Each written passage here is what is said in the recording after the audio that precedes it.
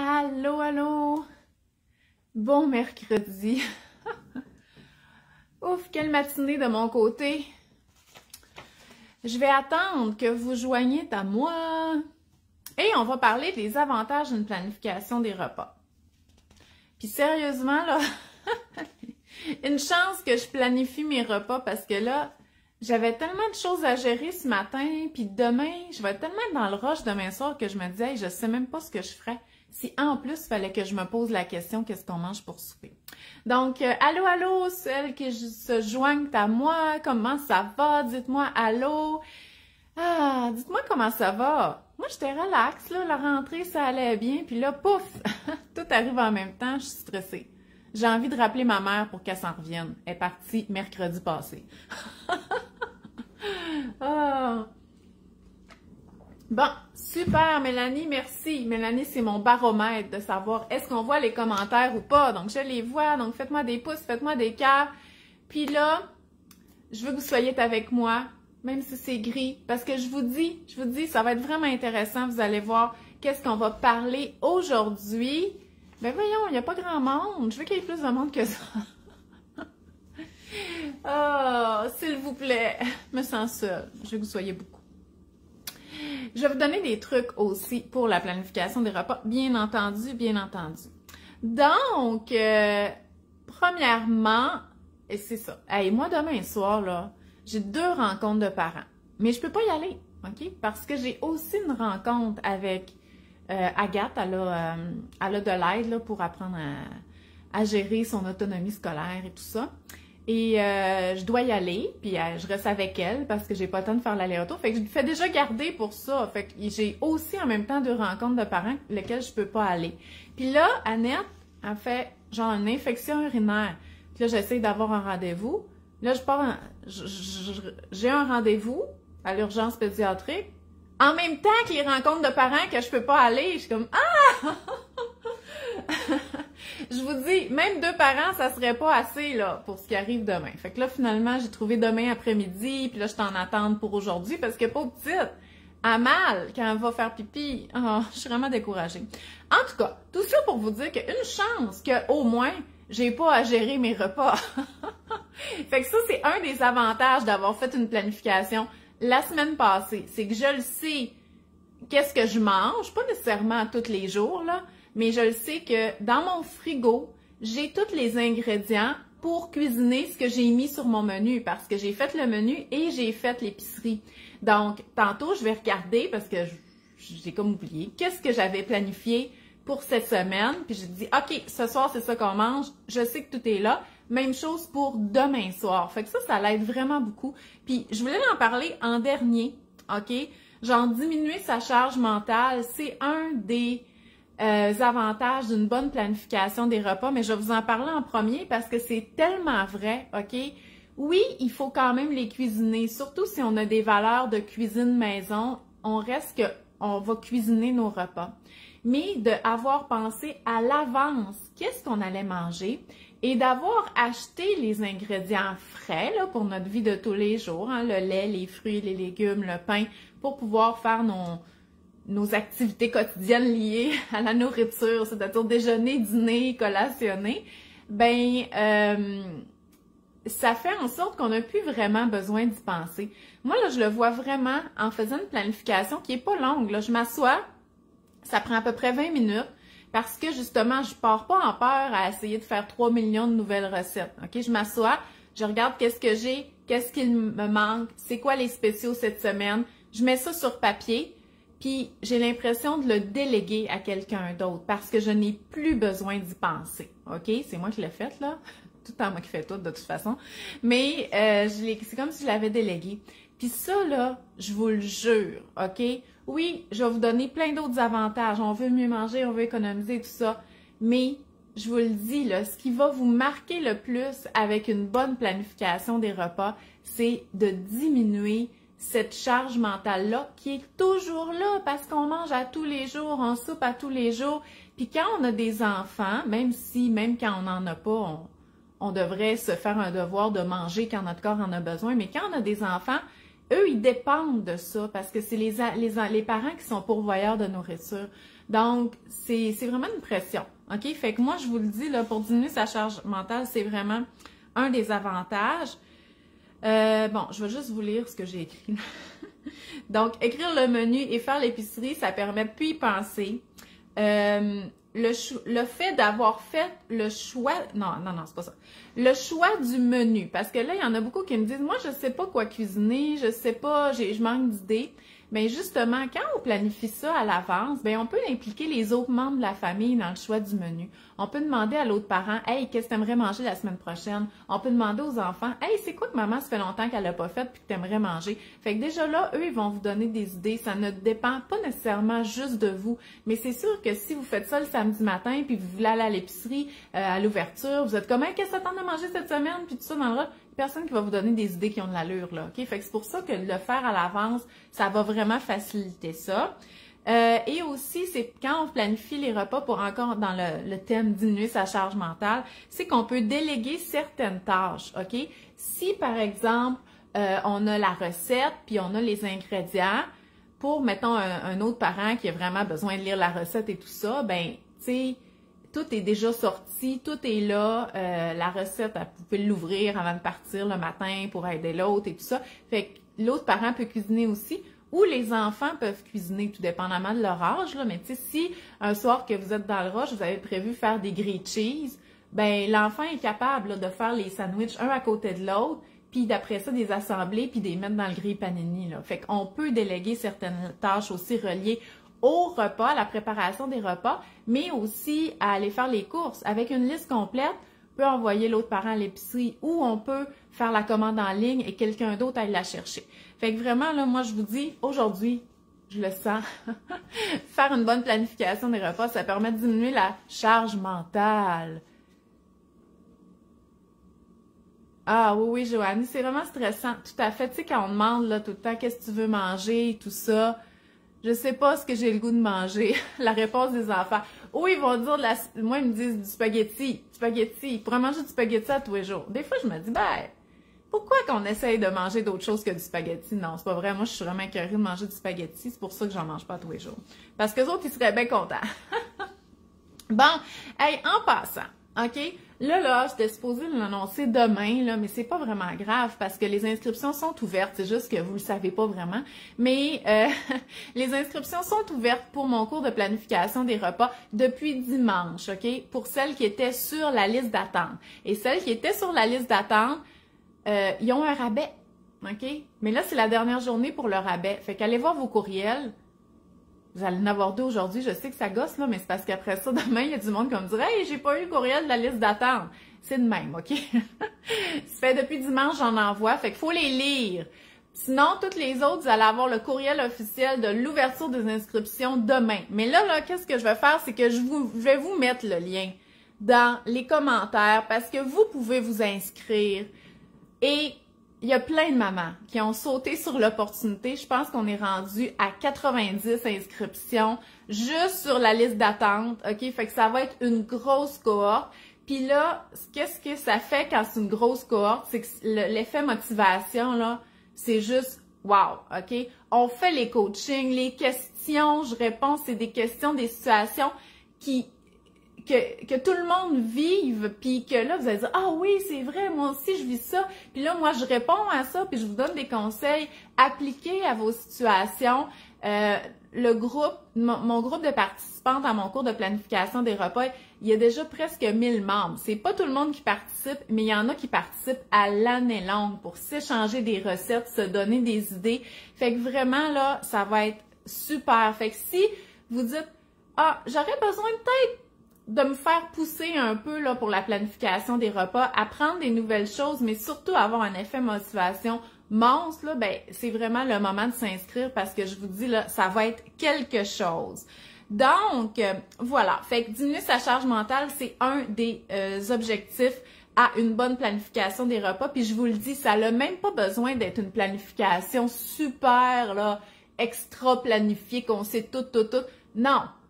Savoir qu'est-ce qu'on va manger dans la semaine, avoir les ingrédients à l'épicerie, avoir les ingrédients dans le frigo parce que vous êtes déjà allé à l'épicerie. Déjà ça, là, ça va tellement vous aider. Fait qu'imaginez en plus si le dimanche, vous avez cuisiné 2-3 affaires. Une soupe, des crudités, une salade de légumineuses. Imaginez si vous avez fait un pâté chinois que vous avez juste à mettre dans le four ce soir pour un repas rapide.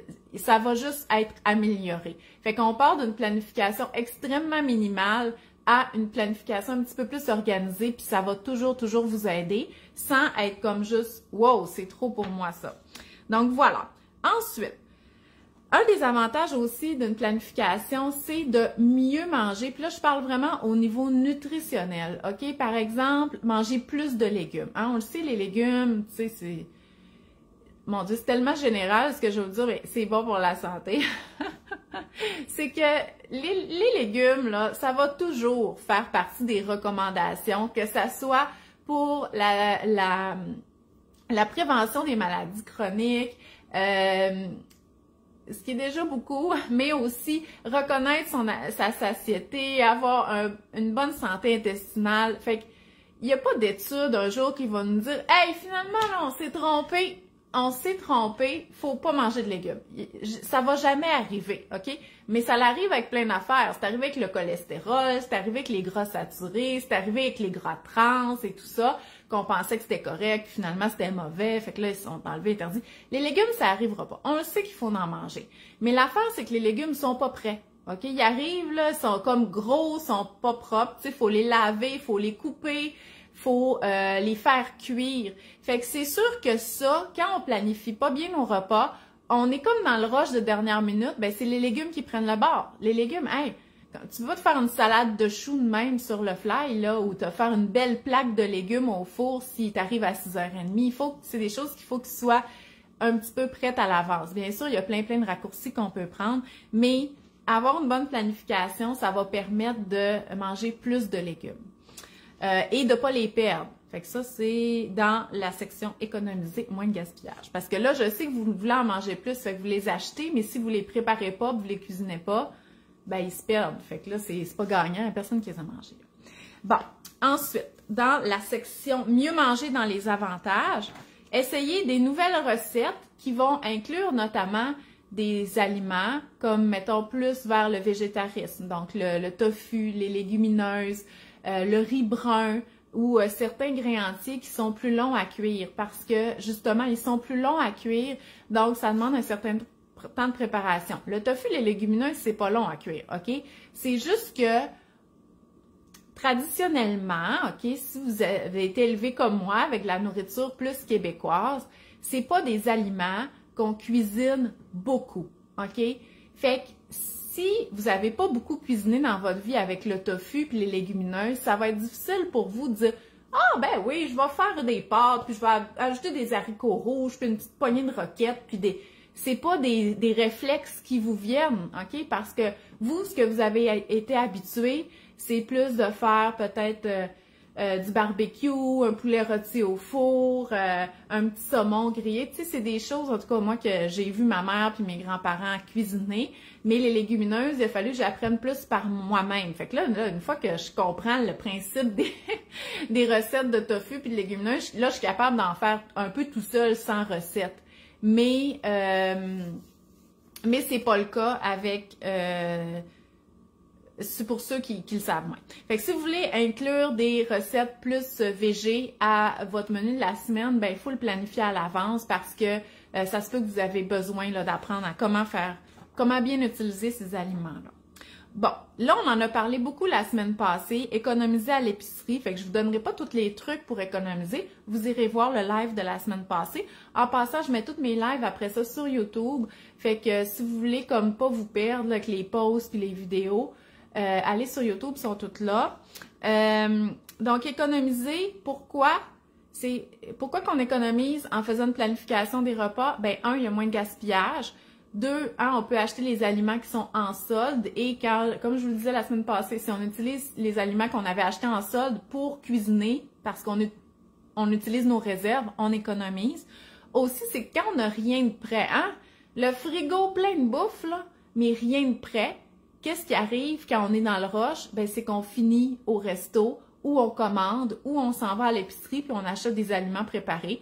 c'est correct, tout le monde mange, il n'y a pas de problème, mais c'est plus cher, OK? Et ça vous permet moins de passer votre stock et d'atteindre vos objectifs santé qui étaient de manger plus de légumes, par exemple. Et aussi, une bonne planification des repas, surtout au niveau des collations, bien, ça va aider à diminuer le nombre de produits transformés et c'est ça qui coûte cher.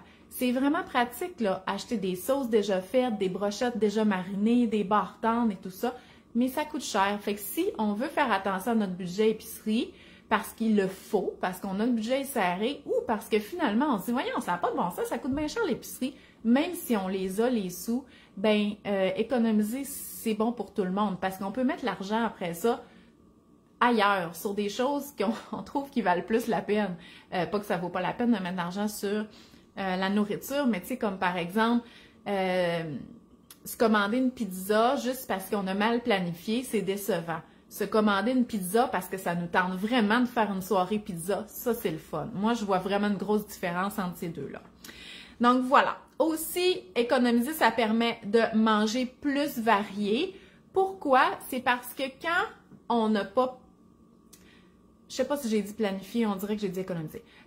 Quand on n'a pas bien planifié nos repas, qu'est-ce qui va arriver le soir même?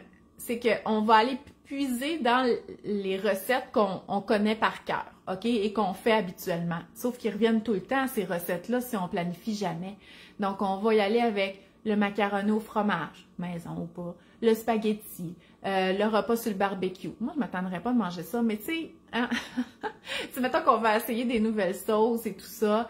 On va vraiment y aller tout le temps à peu près les mêmes recettes parce que on n'a pas le temps de commencer le soir même à regarder des livres et à essayer des nouvelles recettes. Fait que si vous trouvez que vous mangez toujours la même chose, ben la planification va vous aider à augmenter le répertoire de recettes. Parce que moi, ce que je mets en garde, là, mes mamans qui suivent mes cours, c'est partez pas en peur puis essayez de planifier 7 nouvelles recettes par semaine. Vous allez vous épuiser puis vous allez arrêter votre planification. Mais si vous essayez 1 ou 2 nouvelles recettes par semaine, puis qu'elle a été aimée, puis que vous l'avez aimée, puis que vous avez trouvé qu'elle n'était pas longue à faire, ben vous allez pouvoir la refaire. Fait que là, oups, vous avez comme une nouvelle recette qui devient un classique.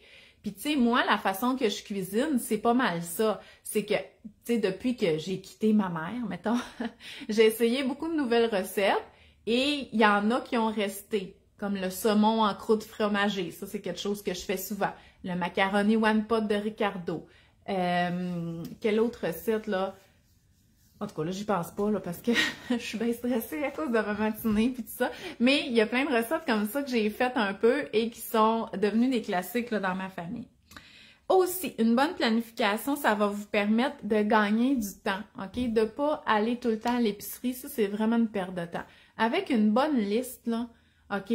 Puis des magasins ciblés, comme je vous disais la semaine passée, c'est sûr que si vous allez faire votre épicerie chez Costco, moi, je vois pas la... Moi, je perds vraiment mon temps là-bas, puis j'essaye de même, ben, de toute façon, je suis plus abonnée, là, mais j'essaye de même pas faire le tour parce que je trouve ça trop long. Mais c'est plus loin, le stationnement est plus grand, les allées sont plus longues. Fait que moi, c'était un après-midi complet, je trouvais pas ça rentable partout. Mais en tout cas, mais si vous allez faire votre épicerie à une place qui a comme aussi des vêtements puis des objets, ben là, ça se peut que ça étire le temps. À moins que ce soit votre petit me-time, là. Mais moi, faire des commissions, j'aime tellement ça. En tout cas, mais aller souvent à l'épicerie, c'est une perte de temps. Donc, si on y va une fois, imaginez, vous n'aurez pas à y aller à tous les jours. Ça, c'est vraiment super. Puis, je sais qu'il y a beaucoup de mamans en congé de maternité qui font ça. OK? Vous avez le droit de gérer votre temps comme vous voulez en congé de maternité. Ça, c'est vraiment correct. C'est un congé, même si je sais que c'est pas de tout repos, là. Mais si vous... Pensez pas que c'est de votre devoir parce que vous êtes à la maison d'aller à l'épicerie constamment, OK? Essayez d'y aller une fois, puis au pire, oui, s'il y a des choses que vous avez vraiment oubliées, vous pourrez retourner. Mais si vous trouvez que c'est de l'ouvrage avec un petit bébé, puis là, il y a les siestes, puis là, quand il commence à manger, il y a l'heure des repas aussi, d'aller à l'épicerie souvent, planifiez. Attendez pas votre retour au travail pour commencer à planifier, là, planifiez tout de suite. Et aussi, on peut gagner du temps avec une bonne planification parce qu'on peut cuisiner par batch, OK? Puis c'est ça que je fais quand je fais mes recettes double-double. Je fais des muffins, des biscuits en double recette. Fait que là, oui, ça prend un petit peu plus de temps, mais c'est la même vaisselle, c'est les mêmes ingrédients, Je fais tout cuire, je congèle. Après ça, je fais ma vaisselle, puis c'est fini. J'ai pas besoin de refaire des muffins, des biscuits avant 2-3 semaines, OK? Donc ça me fait gagner du temps parce que s'il fallait que je fasse des muffins à toutes les semaines, à toutes les fois, il faut que je ressorte les ingrédients, il faut que je lave la vaisselle associée à ça. Et si vous faites comme du batch cooking la fin de semaine pour préparer la semaine, tu sais, couper plein d'ingrédients, bien ça aussi, on gagne du temps. On sort une plaque, un couteau, tous nos légumes, on coupe, on met dans des plats. Après ça, on peut préparer un potage, faire les crudités, on prépare une ou deux recettes. Puis après ça, c'est sûr qu'il y a beaucoup de vaisselle à faire. Sauf que dans la semaine, vous allez juste manger du réchauffé. Il n'y en aura plus de vaisselle à faire. Vous allez juste gérer les boîtes à lunch et tout ça. Fait que ça, on gagne vraiment, vraiment beaucoup de temps. Puis quand je vous disais, là, d'impliquer d'autres personnes dans la gestion du repas, ben là, moi, je suis pognée à tout faire ça, là. Mais moi, là, je considère vraiment que la personne qui cuisine, elle n'a pas à faire la vaisselle, OK? Moi, c'est de même, ma répartition des tâches. Puis là, je le dis aux enfants, « Hey, moi, là, pendant que vous étiez en train de jouer dehors, là, je faisais à manger. C'est pas vrai que je vais ramasser la table, là, OK? C'est probablement pas la bonne attitude à avoir. Je suis juste plus capable. » Fait que c'est à peu près de même que je leur parle des fois après le souper. Fait que moi, il faut qu'ils ramassent la table, puis il faut qu'ils remplissent le lave-vaisselle, puis il faut qu'ils défassent leur boîte à lunch parce que c'est moi qui gère les repas, c'est moi qui vais à l'épicerie, c'est moi qui prépare à manger. Fait que les tâches plates liées à ça, là, non, c'est pas moi qui ai fait. Fait que sentez-vous pas mal de déléguer ces affaires-là si vous avez à gérer la planification des repas, les achats et la cuisine et que vous avez de l'aide, il y a quelqu'un d'autre qui peut le faire, qu'il le fasse ou qu'elle le fasse. Bon, excusez, on dirait que aujourd'hui, je suis très directive parce que je vis le fait que je suis juste un parent là, pour d'autres affaires. Là, les repas, c'est correct. Mais je suis comme, hey! J'en ai déjà assez sur les épaules. Ils peuvent pas tomber malades, là. OK? Ça, c'est juste trop. Hey, cet été, on est allé à l'urgence hein, pour Agathe. Elle faisait l'otite du baigneur. On était en vacances. Ma mère est allée passer la nuit à l'urgence avec elle. Il n'y en avait pas de problème. C'était pas vraiment le fun pour eux autres. Là. Il faisait froid, puis tout ça. Puis Agathe avait mal à l'oreille. Mais tu sais, c'était relax. Mais là, sérieusement, s'ils me faisaient une otite du baigneur, OK, là, je sais que c'est pas la bonne période. Ils feront pas ça, là. Mais je serais comme, ah ouais, ben c'est parce que tu vas endurer, là. Parce que j'ai pas vraiment le temps d'aller passer la nuit à l'urgence et tout ça. En tout cas. Ah, c'est pas évident. Faut pas tomber malade. Soyez en santé, lavez-vous les mains, portez votre masque. Ah, OK, super. Hey, je m'excuse. Oui, l'épicerie aux 2 semaines, c'est une bonne solution, Annie. Puis tu sais, moi, je le faisais pendant le confinement, là, l'année passée, parce que j'avais les enfants tout le temps, puis on pouvait pas aller à l'épicerie avec. Je la faisais à peu près aux 10 jours. Et ça marchait très bien. Faut juste que tu gères bien ton frais, OK? Donc, les fruits et légumes. Donc, tu passes en premier ce qui passe le plus vite. Comme par exemple, tu sais, les pommes, là, tu vas manger ça dans la 2e semaine. Les oranges aussi, les compotes, les fruits congelés, les légumes congelés. Mais la première semaine, tu vas manger la laitue, les concombres, les poivrons, les nectarines, les avocats. Tu sais, les affaires qui mûrissent vraiment vite. Fait que si tu es capable de bien gérer ça, l'épicerie aux 2 semaines, ça va être vraiment pratique. Par contre, si tu te rends compte que à la fin de ta 2e semaine, là, il manque tout le temps de fruits et légumes, ben essaye de mieux gérer ça parce que les fruits et légumes, c'est vraiment important. Ça devrait être à la base de l'alimentation, OK? Fait que c'est parce que c'est ça, après 2 semaines, il reste du riz, il reste de la viande congelée, des choses comme ça, mais il faut vraiment qu'il reste des fruits et légumes. Donc, super! Fait que j'espère que ça vous convainc de faire une certaine planification des repas. Et moi, là, un truc, là, c'est que je le fais vraiment à l'avance, la planification. J'attends pas à la fin de semaine. J'aime bien commencer ma fin de semaine avec mon frigo déjà plein. Comme ça, pendant le week-end, j'ai pas besoin de penser au menu, de penser à aller faire l'épicerie et d'y aller. Parce qu'en plus, j'ai les enfants, OK? Fait qu'aller faire l'épicerie la fin de semaine, c'est pas agréable là, pour moi. C'est soit faut que je les fasse garder ou soit j'y vais avec les 4. Donc voilà, fait que c'est pour ça, moi j'aime mieux la faire avant. Mais ça, c'est ma réalité. Là. Vous avez peut-être une autre réalité. Tu sais, la parfaite maman est parfaite, elle a fait ça soit le samedi matin ou le dimanche. Elle prépare son menu à l'avance, mais elle va faire l'épicerie la fin de semaine. Puis tu sais, elle est vraiment super bien organisée, là. Encore mieux que moi. Mais je pense que c'est là l'affaire des personnalités. Tu sais, moi, je suis capable d'avoir du lousse et tout ça, mais tu sais, il y en a qu'il faut que ça soit vraiment plus organisé parce que sinon, ils ont de la misère. Mais il faut vraiment trouver la façon qui convient à notre famille, puis il y en a qui ont des horaires atypiques, il y en a qui ont des gardes partagées. Puis c'est pour ça que dans mon cours sur la planification des repas, il y a 3 coachings en direct qui sont aussi enregistrés, là, où est-ce qu'on peut poser nos questions en direct ou à l'avance pour que je puisse donner des conseils qui sont liés à la situation familiale de la maman qui pose la question, parce que c'est pas, il n'y a pas juste une façon de planifier les repas. Annie, est-ce que j'utilise les intellifrais? Oui et non. OK, moi, là, j'ai réussi dernièrement, là, mais moi, il se ramasse vraiment beaucoup d'humidité là-dedans. Ça doit être mon frigo. Fait que, faut que je peux les utiliser.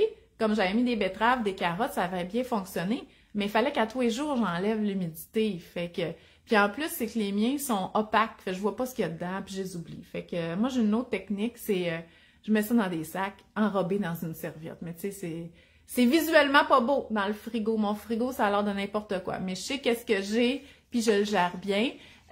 Parce que sinon, c'est ça, il y a vraiment de l'humidité là-dedans. Fait que je les utilise plus ou moins. Je peux même pas imaginer mettre quelque chose d'humide dans mes intellifrais. Tu sais, comme, mettons, si je coupais un melon d'eau, là, je suis sûre que le lendemain, il serait pourri. Parce que, je te dis, même si j'ouvre les valves, il y a rien que de l'humidité. Voilà. Fait que, j'ai pas été encore convaincue. Ah, fait que si vous avez des questions, c'est le moment. Sinon, qu'est-ce qui s'en vient pour moi? Ah, ben j'ai Kalila, ma stagiaire qui est avec moi, donc elle est rendue à la mi-stage, OK? Puis vous le savez qu'elle travaille sur le livre des recettes du garde-manger avec plein de trucs et astuces et des recettes pour cuisiner comme maman mange bien. Et là, on l'a envoyé chez la graphiste. Hey, ça avance, là! Le livre est parti chez la graphiste, OK? C'est un livre numérique, OK? C'est un e-book. Il va être disponible autour du 24 septembre, donc ça l'avance très bien. Ça va vraiment vous aider. Et c'est un bonus des mamans qui s'inscrivent à mon cours de planification des repas pour cette cohorte-ci. Toutes mes anciennes participantes vont avoir un beau rabais pour le livre, ça c'est promis. Mais celles qui s'inscrivent là, cette fois-ci vont l'avoir en bonus dès qu'il est prêt.